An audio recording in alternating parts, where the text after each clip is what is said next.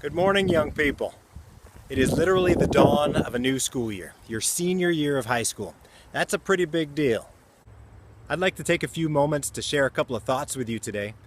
My name is Pete Hull, and I have a daughter who's a senior at Coeur d'Alene High School, home of the Vikings. Now, at your graduation ceremony in the spring, there will probably be all sorts of poetic musings about the importance of high school and the relationships you've forged and the experiences you've had that have prepared you for the big bad world. It'll be emotional and touching, to be sure. And unfortunately, it'll also be too late. You won't have any time after those speeches and hugs and tears to make any of the adjustments you need to make in order to be ready for that big bad world.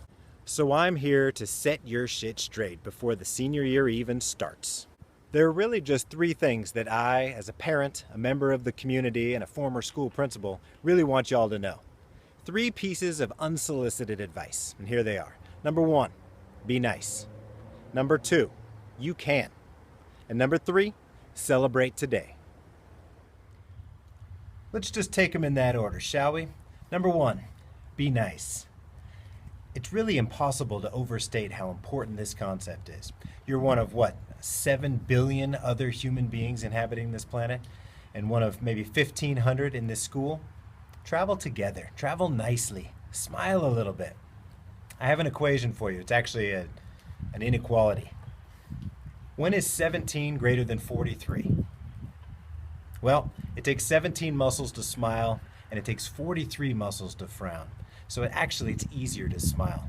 Why don't you share those smiles? Share a compliment with somebody. Open a door for somebody else. Be nice to a freshman, like my daughter, for instance, who's also a freshman this year at Coeur d'Alene High School. The whole idea is to leave the world just a tad bit better than it was when you found it. And each of us plays a role in making sure that that happens.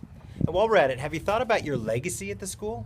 I mean, state championships and banners and trophies and all that kind of stuff is really nice, and it fills up a cabinet in the main hallway. But when you talk about a legacy, we're really talking about the environment that you're leaving behind. What is the school like to go to? Is it a nice place to be for 6 hours a day times 180 school days times 4 years? That's 4,320 hours. Shit, that's a lot of time. If you're not skipping school and being sick, that is. So when you're creating that legacy, think about what the school is going to be like after you leave it and make it just a little bit better. Nice smile, firm handshake, polite tone of voice, all those things go a long ways. So just be nice. Second order of business. You can. That's right, you heard me. No matter what it is, you can do it. Now this isn't pie in the sky, blowing smoke kind of advice. This is for real. What is it you'd like to do with your lives? What would you like to be? What kind of goals have you set for yourself in your future? How about your dreams? No matter what it is, you can do it. Is there anything you've ever thought, nah, I could never do that, or man, it would sure be great if... Well, here's the deal. Anything great that anyone has ever done was accomplished because that person wanted it badly enough. If you truly want to do something and truly become something, you set a goal to do just that. And if you're really willing to work, to sacrifice, to learn, to listen, to fail, to try some more, and then repeat that process over and over again with passion and relentlessness, then you can do it. If you're not willing to do that, if you're not willing to sacrifice and really aim towards those goals, probably not a real goal that you really want to accomplish. So you need to keep looking to find that thing that you're really passionate about, that you really want to accomplish.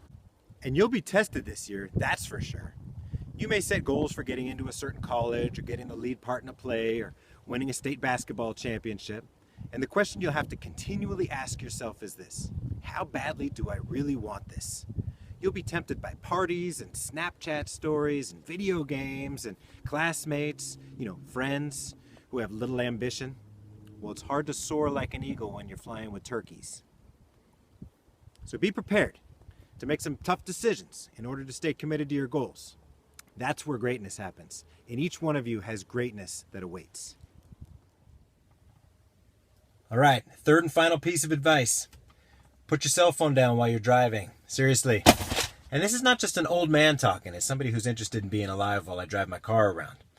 Now, if you really need to text somebody or check something on the interweb or take a phone call or look up something on YouTube, well then, pull over. Get it taken care of in the safety of not the road somewhere. All right? Appreciate that. Actually, that's not the third piece of advice.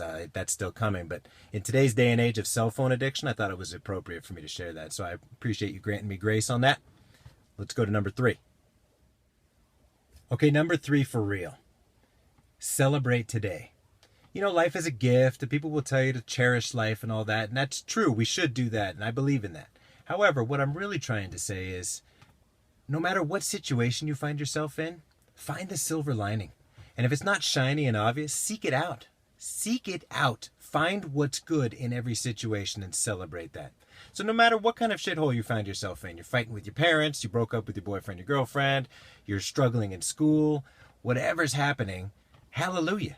It can't get worse, so it's got to get better, right? And if things are going well then celebrate that. Hallelujah. Figure out what you did to achieve that success so that you can replicate it and enjoy that moment. This high school experience, this senior year, is the last of your official years of freedom. That's right, freedom. This is free compulsory education, which may violate some child labor laws in some places, but that doesn't matter. Ultimately, this is the last of the predictable gatherings of your friends and your peers, the people who will challenge you and ultimately mold who you become. Celebrate that. Celebrate that life. Celebrate the day, every day.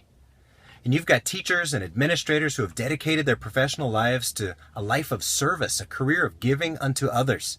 Thank them. Celebrate them every single day.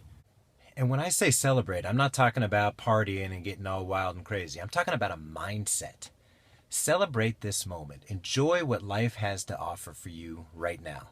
Because after this, it's the big bad world. Hallelujah. Well, I'm glad I had a chance to record this for your senior year, and I wish you all the best of luck, although luck really has very little to do with it.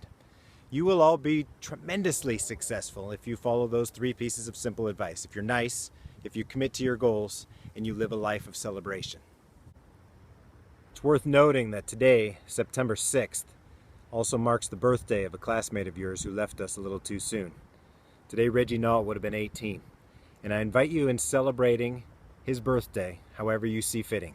It's a beautiful day, no matter what the weather is doing, so keep that smile in your heart and that spring in your step. Enjoy your day, enjoy your senior year, and enjoy life. Peace.